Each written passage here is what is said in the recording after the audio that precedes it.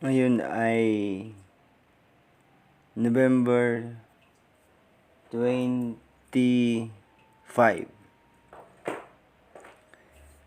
John says, "The next day, John saw Jesus coming toward him and said, 'Look, the Lamb of God who takes away the sin of the world.'" John 1 verse 29. Jesus is the standard, the new covenant and agreement, the measure of all things. How did Jesus take away the sin of the world? 1. By paying for it with his life on the cross. And number 2, by taking away the law that condemns and replace it with the law of love. To illustrate, nagpark ka sa isang no parking area at huli ka ng pulis. Sabi ng Lord, "Charge it to me. Ako na lang ang multahan mo. Ako na lang ang ikulong mo. Kaya malaya ka ngayon." Pero may isa pang pagpapalaya si Jesus. Nagpark ka, piyuntahan ka agad ng pulis at hinuli ka. Pero nang tingnan ninyo ang lugar, wala naman palang no parking sign. Inalis ni Jesus yung bawal. Hindi ka na ngayon kriminal kasi nawala na yung law that condemns. Ang nakalagay na lang sa karatula ay love. Ano na ngayon ang crime mo? Ganyan ang ginawa ni Jesus. John says, "Don't think that I will be the one to accuse you to the Father.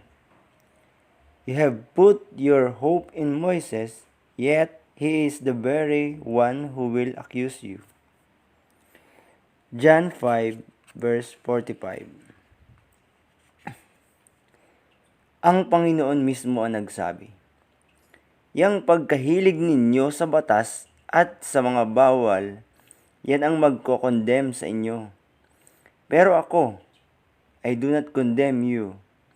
I set you free.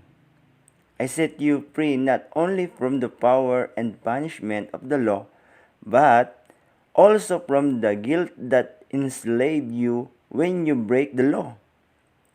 Kaya ang sarap-sarap na kaibigan, tagapagligtas at Panginoon si Jesus.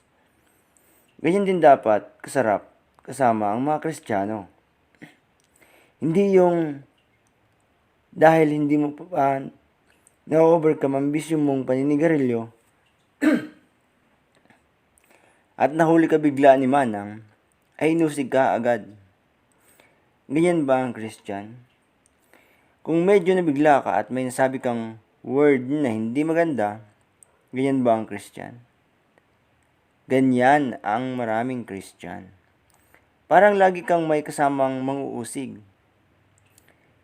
Remember that Satan is the accuser, not Jesus. Whoever accuses other people does the work of Satan, not of Jesus. Siya mismo ang nagsabi, "I will not accuse you. I will never be the one to accuse you."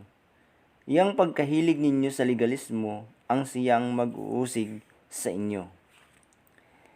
And then, very interestingly and thankfully, Jesus gave a new command. Just one command. Love. John says, "But I am giving you a new command. You must love each other, just as I have loved you." John 13 verse 34. Sa isang command na yan, parang tinakpan niya ang lahat ng commands before and after him. All the commands that are not loving, yung loving commands ay tuloy pa rin. Yun lang, hindi loving ang napawalang bisa.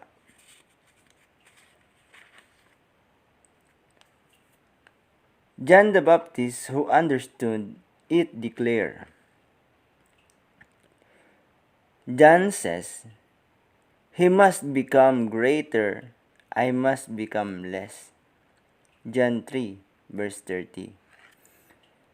John the Baptist represent the Old Testament and was, in fact, the last prophet of the Old Testament.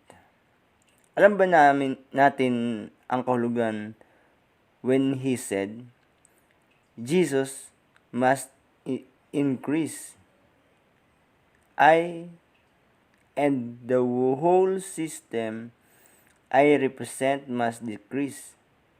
That it is Jesus who must increase, not the Pharisees, not the prophets, and not even Moses.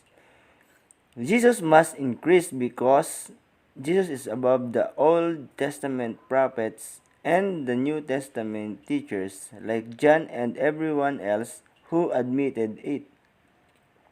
Pero may magtatanong naman, paano yung sinasabi ng 2 Timoteo? All scriptures is God-breathed and is useful for teaching, rebuking, correcting, and training in righteousness. 2 Timoteo 3 verse 16.